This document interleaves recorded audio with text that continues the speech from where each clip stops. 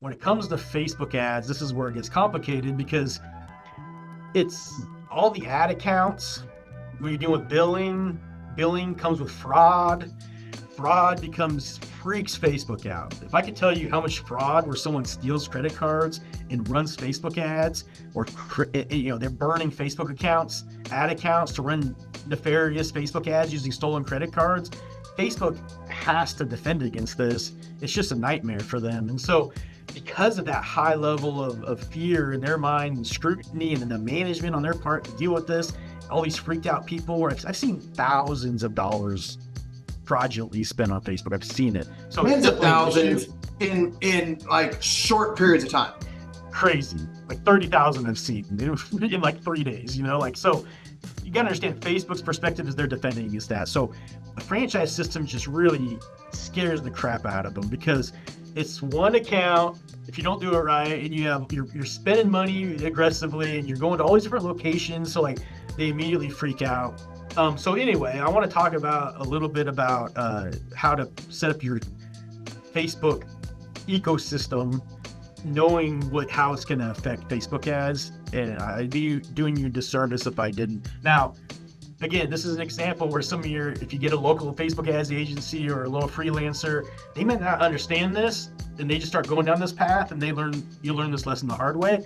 I've seen this lesson learned the hard way. I've been a part of brands that overnight 30 accounts got taken down because somebody logged into one account, right? Just logged in and just Facebook saw them from a weird IP because they were on vacation in Mexico or something, and it just triggered this takedown. So if you don't set this up right, you're setting yourself up for those type of situations, and it happens more often than you might think. So I can't explain this properly without a diagram. So I'm going to go to the next slide and I'll come back to this one. So can you see this, Eric? It's like a diagram that's, hopefully it's not too a disaster, but I need it to help me explain. Is it clear to you? I see it. It looks like a disaster. It is. So, but bear with me. Hopefully it'll make sense to some of you. So this green one right here, you want to create business manager accounts. You should be aware of a business manager account as a brand. You want to create and use your CMO, your director of marketing, and use the founder would be the admins of this. You want to create a brand business manager account for your brand. This is Facebook 101. Inside that brand business manager account, you're going to set up your brand page, and that's going to use the locations, like I mentioned a minute ago, for all the Facebook pages. So that brand page is an asset that's going to be inside your business brand manager, okay, or brand business manager. When you set up your brand's Instagram page, it's also going to live inside of that. And you create a brand ad account, that's also going to be an asset inside of that. All this stuff is just like any normal individual business is going to have these things. So you're going to do it the same way. Now, your brand business manager is your hub. That is important. Takeaway here is having that brand business manager is important because you can easily go add a vendor like an agency, a Facebook ads agency, to your brand page directly. You can add them to your Instagram directly. You can add them to your ad account directly. Yeah. That creates a micromanaging ecosystem that also put things at risk because of access, and different people accessing that scares Facebook, and sometimes they will suspend these or take these down because of that high level of activity. You want that ecosystem managed in the brand manager because it's something that Facebook considers a safer place for them to be. So I recommend creating these pages. Don't add anybody directly. Add these assets to your brand manager or your business manager. And then from there, if you look up, you can see I have this little yellow circle. It says organic social media agency. You need them. These agencies all have their own business managers. You want them to add their business manager to your business manager as a partner. Now, once you add them, one of the questions that Facebook's going to give you is what assets do you want to give them access to? So you can give the organic social media agency just access to the brand page or Instagram. And then if you have a Facebook ads agency, maybe it's separate. Sometimes they're the same, sometimes they're separate. The same thing applies. You want their business manager added as a partner, and you would just share with them the brand ad account. Now, this is a single business ecosystem. So it's not complicated yet, but this is how I would recommend setting this up. Even though you could set it up 10 different ways and give them direct access, like I said, and it'd probably be fine. it is fine if you're just a single business. The problem arises when you add all your Z's. So now let's move over to the Z scenario. Same things the Z's need to do. They need, just like a single business, independent business, they need to set up a Z business manager. Okay. Now, for their location. Now, when that's set up, and we're on onboarding now. Imagine that we set up their Z page using that locations recommendation I gave. We set up their Instagram, and we set up their ad account, and we make that an asset inside that Z's business manager. Okay. So now, once that business manager set up, you add them as a partner to your brand's business manager. And so that allows you to create like a cushion, like a buffer, because if that Z wants to go hire their own organic social media agency, that's somebody outside of who you recommend or who you want to do it, you can just add them, use their business manager to add to the Z's business manager as a partner, just like you did to your agency. And that creates a cushion where if something happens with that business manager, like they do something nefarious, they do some scrupulous ad copy or whatever that are outside your guidelines and you don't catch it, if Facebook takes down that account, it just takes down that business manager and not you as a brand's entire ecosystem. So the key here is business manager to business manager relationships is what you should be demanding. And inside those business managers, people can come and go. Facebook actually recommends every business manager has a co-admins, because sometimes things happen at the personal level where you're the Z and you somehow get your personal account hacked or your personal account like deleted or whatever, right? And then you want to have, if that happens, it would take everything down. And so you want to have another admin in there. So it's a perfect opportunity for you to like have a reason why the brand should be the other co-admin inside that account. So now you'd be partners here, but then you would be a co-admin of their business manager, which means you can now have access to see everything they have going on. You can plug it into your reporting resources.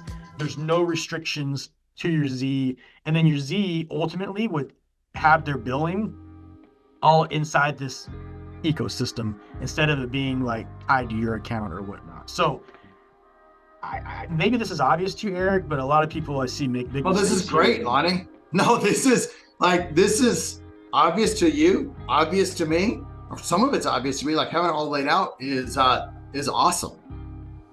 So I see big mistakes here, and I've lived with the mistakes of this early on before we kind of figured this out. So the only thing I want to point out here is on the far right of a little note is one thing I recommend is when you set up the Facebook Business Manager, use the brand email. And that's something that I haven't really emphasized too much yet in this presentation here, but it's a good little trick. The biggest problem is Z's using their personal emails and things like that. You have no control over as a brand. If you set up, you own the email accounts of the Z's. So when you onboard a Z, one of the first things you should do is create a Google account.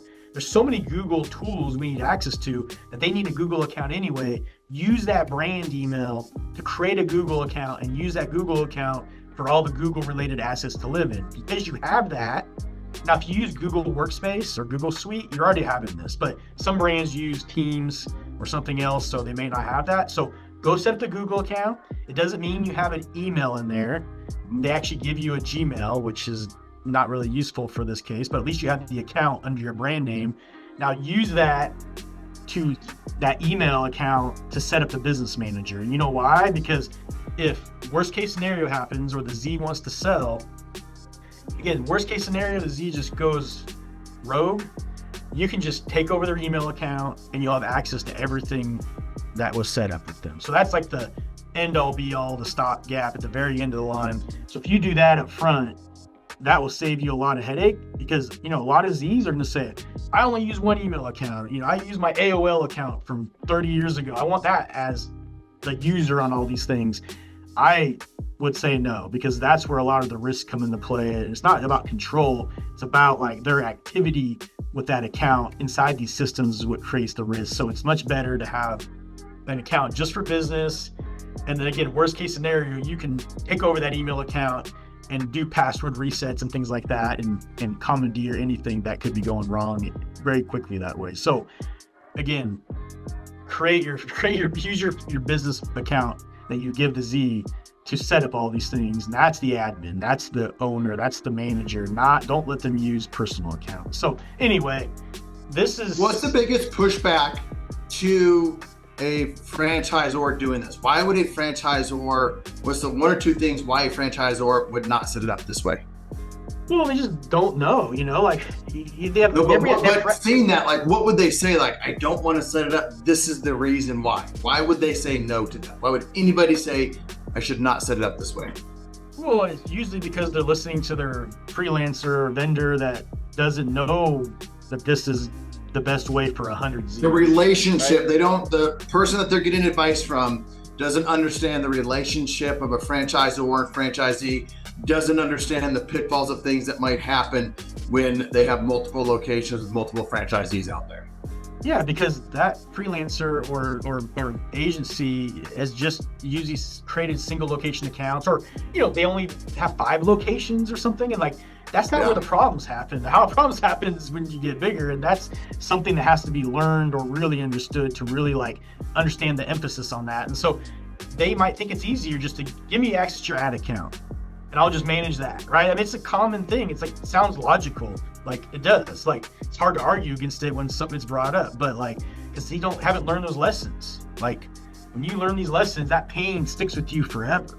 And I've learned those lessons. So like, I would come back and argue, but then I would, it's hard to even argue with another agency about this because they haven't experienced it. So they're going to go, no, we manage hundreds of brand accounts, or we manage hundreds of ad accounts and never have a problem. Well, because you're not dealing with a franchise that has hundreds of accounts and all this activity happening, and I've seen this stuff get taken down. So I get it. I mean, they don't know what they don't know, and they probably know more than me about Facebook ads in general, but like this structure is something that I've experienced the pain on. So this enables who's able to run Facebook ads? Is it just the brand? Is it the brand? How much flexibility does an agency have to work with a specific franchisee? This is a perfect scenario where you as a brand have management and monitoring ability and access to everything. So you can hold up your end of the bargain to kind of like make sure everything's within the brand guidelines, and you can have access to that, see the reporting and activity. But then the Z themselves has perfect autonomy to do their own thing and bring in their own people. And that's also something that doesn't suck you dry, because every time a Z wants to bring on a vendor, like you'd have to be the one that adds them to the account and has to monitor them and be worried what they're doing. Whereas now it creates a little bit of a cushion where they just operate inside the business manager, because if something goes bad, it just affects that Z and that business manager and the assets inside there. So all the rest of your Z, because I mean, I've seen it where one agency came in, ran an ad, and it took down 25 ad accounts because it wasn't set up this way. Because they did one thing and Facebook doesn't know, they just take everything down, ask questions later. Well, guess what? All these people were running ads, spending money, getting leads, generating business, and Facebook doesn't have a phone call, a number you can just call and go, hey, Facebook, fix my problem. So it was weeks to get this undone and fixed. And that whole time, Z's are 20 emails a day each Z, 50 emails a day. Yeah. That's the resources that you don't want to be dealing with, because Z's don't understand either. They think there's a phone number to Facebook. They think the agency should be able to fix this problem. And it just doesn't work that way. So anyway, it's more about preventing these things than letting them get to that point and learning that lesson the hard way. So anyway, I'm going to go back to the last slide.